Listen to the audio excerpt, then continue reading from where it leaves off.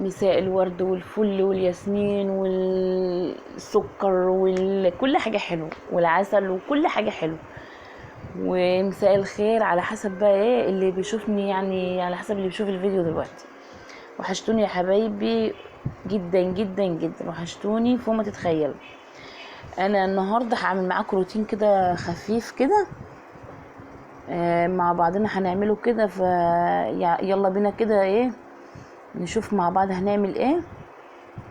يا ريت يا جماعه اللي مشتركش في القناه بتاعتي يشترك في القناه، يفعل الجرس عشان يوصلوا مني كل جديد، وما ينساش اللايك اهم حاجه. وتعالوا يلا نشوف هنعمل ايه. احنا هنا هنعمل الانتريه بتاعنا.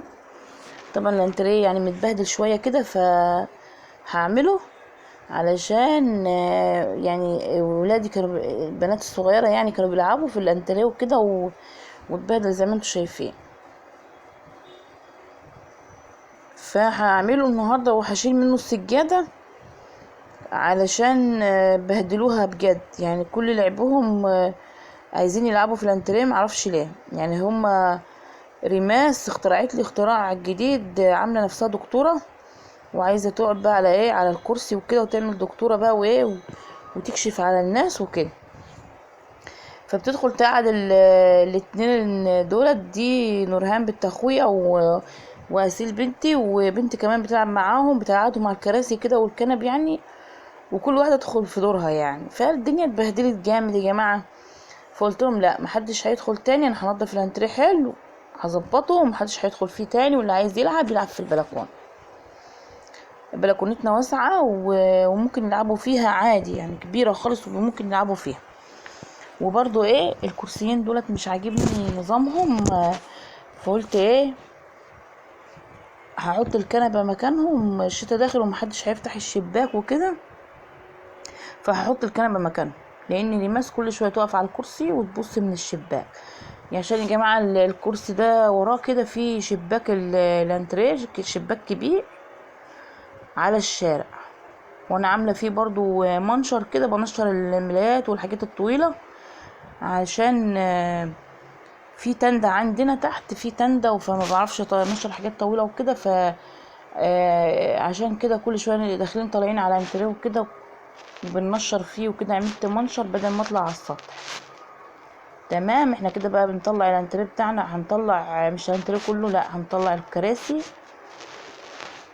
وعشان طبعا ننقل الكنبه احطها تحت الشباك. هنا طبعا ريماس كانت فرده النزالات بتاعه الستاره، خلع منها اصلا الرباط اللي هو اللي بيتربط بيه، اللي هو الشراشيب ديت عليتين كده اهو خلعهم. وللاسف يا جماعه بتجيبهم بتسرحهم بالمشط، عاملاهم والله بتسرحهم بالفرشه او بالمشط كأن شعر كده، وكمان بتحط له توكه. يعني انا عندي ما عندهمش رحمه في موضوع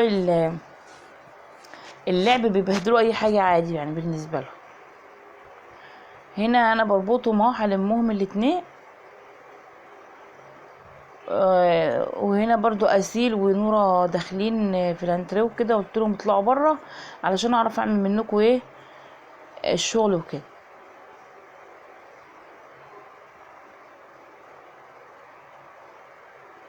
هم مصممين يقعدوا عشان يتفرجوا عليا يعني، يشوفوني بعمل ايه، بس انا هطلعهم يعني بره.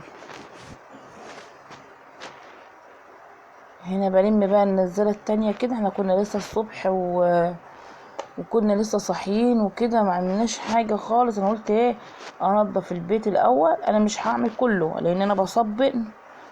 وانا قلت لهم انا هعمل الصاله بالانتريه دوت، وانا ايه هخليه هنضف، وبعد كده انتوا اعملوا الاوض، وانا بصبن وكده وهنشر.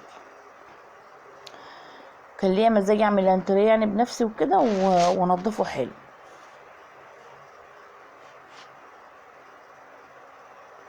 هشيل السجاده خالص والفها كده واحطها جنب النيش، مش هفرشها دلوقتي يعني، هصبر عليها شويه.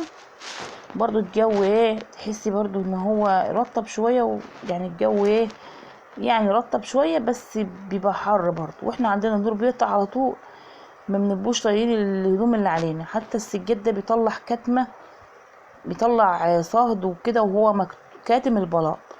البلاط عندي سيراميك حلو، لما بتشيلي من عليه السجاده ومجرد تقعدي عليه كده تحسي بطراوه كده، تحسي كده ان البلاط يعني مطري عليكي كده يعني. فانا هشيلها شويه عشان هم بجد يعني ايه بهدلوها. رموسه شالت معايا الكنبه اهي عشان نحطها تحت الشباك انا وريماس، يعني ما كانتش قادره، بس ايه ما كانش في حد يشيل معايا غيرها. التانيين هم صغيرين، نورة وأسيل صغيرين، ما ينفعش هم يشيلوا معايا. فشلتها انا وريماس كده. هنرجع بقى ظهرها ايه للحيطه كده، وهظبط حواليها كده بالمكنسه كده، وهشيل طبعا السجاده زي ما قلت لكم، هلفها كده برومها برمه تمام كده واربطها. هي طبعا جديده، السجاده جديده ونضيفه اصلا تمام، فهي عايزه تنفيضه، بس هاخدها برضه انفضها في البلكونه قبل ما انشر.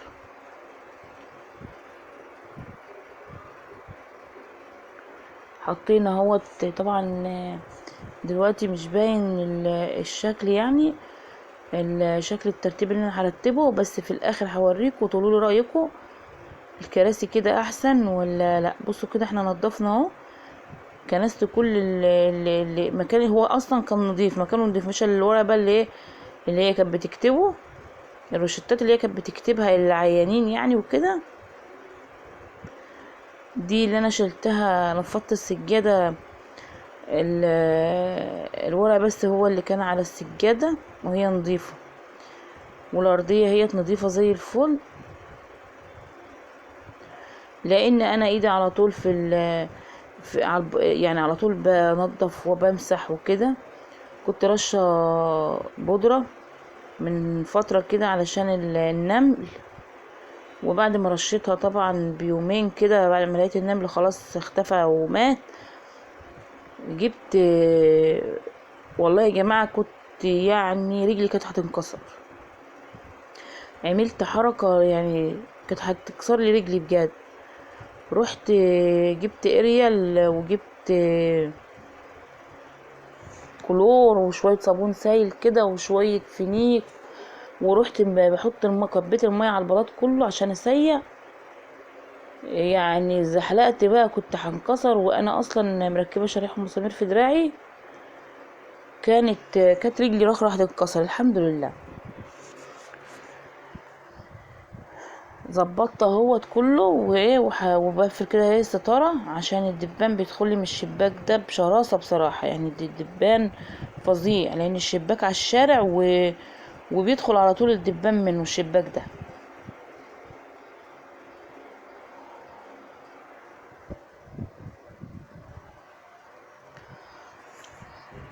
انا وريماس اهوت بنرتب بقى ليه الشيلة اللي هي الصغيرة دي، اللي هما التكات الصغيرة اللي هي بتتحط على الكنب ديت.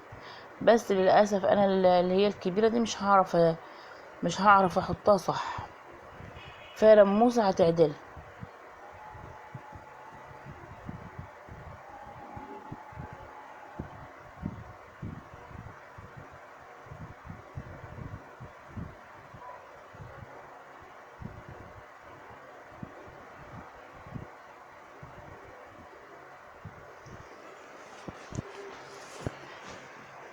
هتعدل هي مش عاجبينها، يعني انا حطاهم غلط مش عاجبينها، فهي بتعدلهم.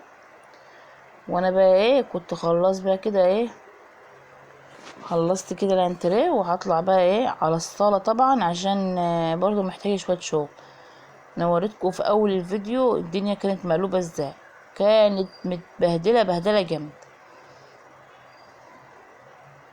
بس احسن حاجة عندي يا جماعة ان انا شقتي ديت، لو شوفي لو يعني بصراحة يعني لو مليانة كراكيب ومتبهدلة، بقى 5 دقايق بتكون كلها بصي يعني زي الفل، بتبرق كده وبتبقى شمعة، عشان انا عارفة مكان كل حاجة وما عنديش حاجات زيادة، لا انا عارفة الحاجة اللي عندي مكانها فين.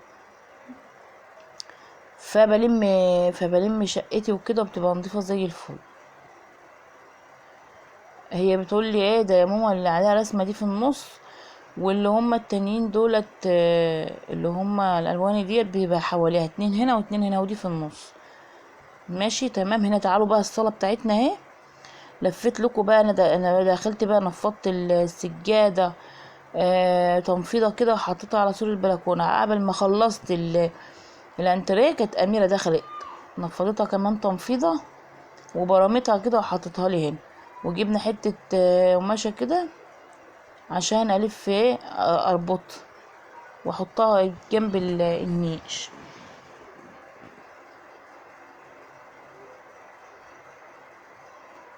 هروح احطها جنب النيش زي ما احنا شايفين كده.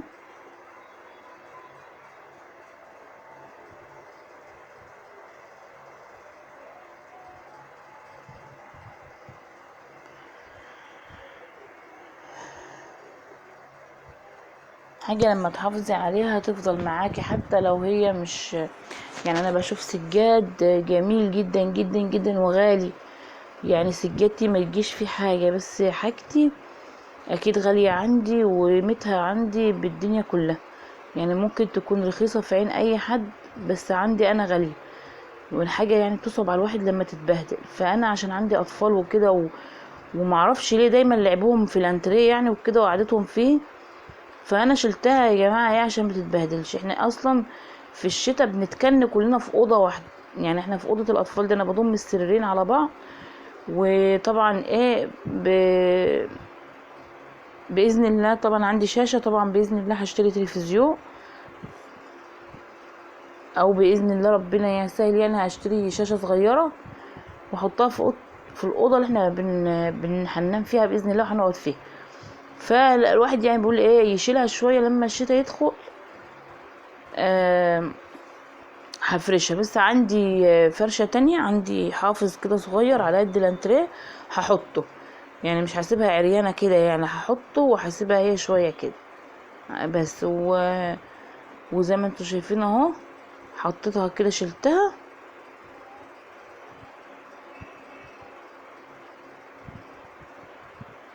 عايزه اقول لكم ان الحاجه بتتلم في ثواني، يعني بصوا الدربكه دي كلها هتبص تلاقي الدنيا في ثواني كده، في ثواني الدنيا تبقى زي الفل. دي مشاية بلمها على بال ما ايه مكنس، بعد مكنس هفردها.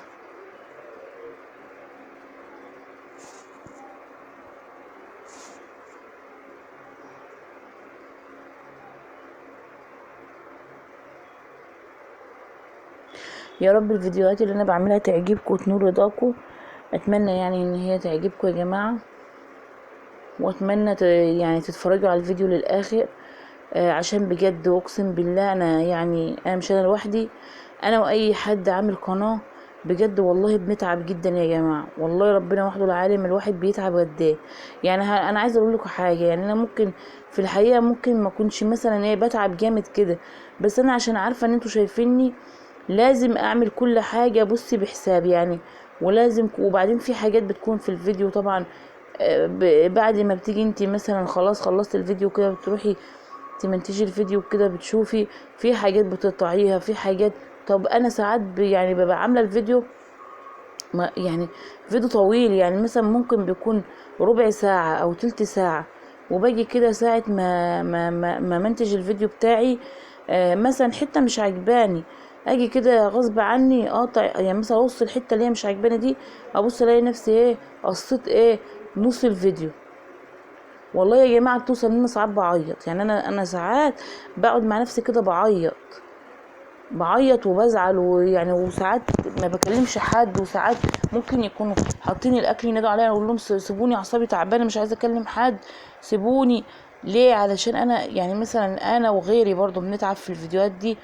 احنا عايزين نخليكم يعني مثلا الناس اللي بتتفرج علينا ديت يعني يعني يوصل لها مثلا رسالة مثلا مننا.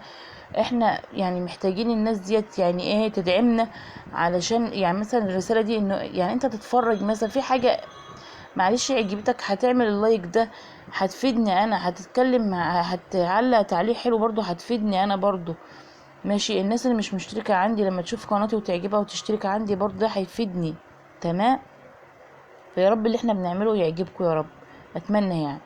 هنا الغسالة بتاعتي اهي شغالة بقى ايه. انا زي ما قلت لكم كده كنت بصبن، وكان ما فاضلش عندي غير هما الحبة الاخارة دول، هما دول اخر شوية غسيل عندي. الغسيل يا جماعة كان واصل، بصوا يعني الغسيل كان ياما ياما بجد ياما. يعني هنا انا بقى ايه بعمل ايه؟ بشطف واحط في الحوض، بشطف الهدوم واحطها في الحوض. انا مغطيه الغساله علشان عندي انا مخوفه يعني رماس واسيل، مخوفاهم من الغساله. قلت لهم انا مغطياها كده بس عشان بتكهرب، لان كل شويه يروحوا فرحانين بالرغوه اللي بتطلع دي، يجي واخدينها ويقعدوا يلعبوا بيها. تمام. هنا بشطف بقى ايه الغسيل بتاعي، دول كانوا اخر حبه في الغساله، وبعيد عليهم شطفه كمان. وبعد كده بقى ايه بروح انشر بقى في البلكونه وكده. بس قبل ما انشر عايزه افرجكم بقى على الشقه بعد ما نضفتها، عايزه اوريكم يعني.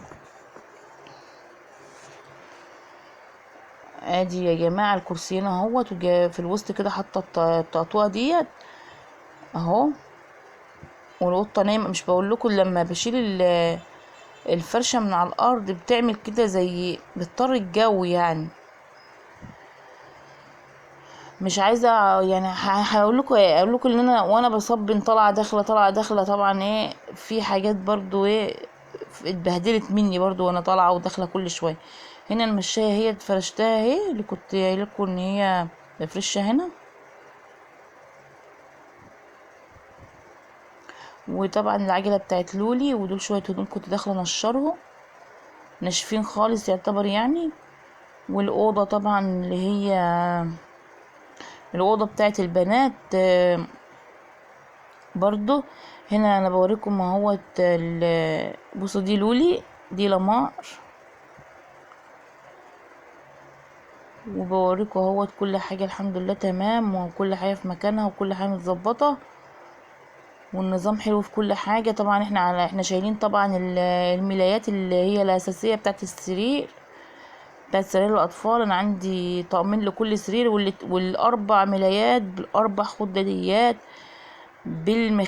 بثلاث مخدات. في مخده بس هي نضيفه، دي كانت نضيفه كنت لسه حطاها. طبعا بغسله.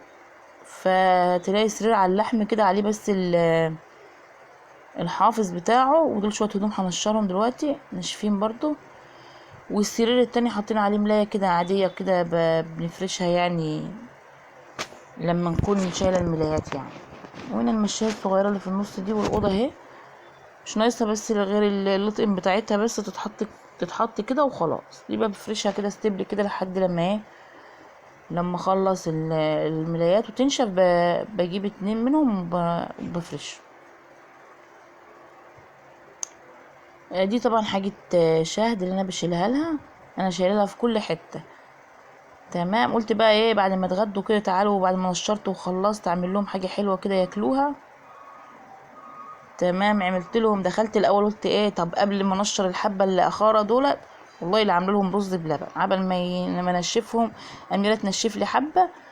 دخلت بقى ايه عملت كده ايه كام طبق رز بلبن زي ما انتم شايفين كده هما بيحبوه. كان عندي لبن، ولبن جاموسي من اللي هو الممتاز ده اللي طعمه حلو. ورحت بقى عامله لهم شويه رز بلبن كده. كانت اميره نشفت لي الحبه هو اللي هم اخر شويه هدوء. قلت بقى ادخل هحطهم، بس للاسف ما البلكونه ما كفتش، حطيت شويه على السور كده على سور البلكونه. اتمنى يا جماعه كده الفيديو بتاعي يعجبكم ونور رضاكم، واتمنى ان انتوا تدعموني وتقفوا جنبي جنب مملكه لميس عشان اكبر بيكم يا جماعه. وطبعا اكيد مش هكبر غير بيكم، ومش هوصل غير بيكم برضو. الفضل كله لربنا وليكم في اللي انا فيه يعني دلوقتي. وما تنسوش تعملوا اشتراك في القناه بتاعتي وتفعلوا الجرس عشان يوصلكم مني كل جديد، واهم حاجه اللايك. والسلام عليكم ورحمه الله وبركاته. اشوفكم في فيديو جديد باذن الله، وكل يوم حاجه جديده باذن الله.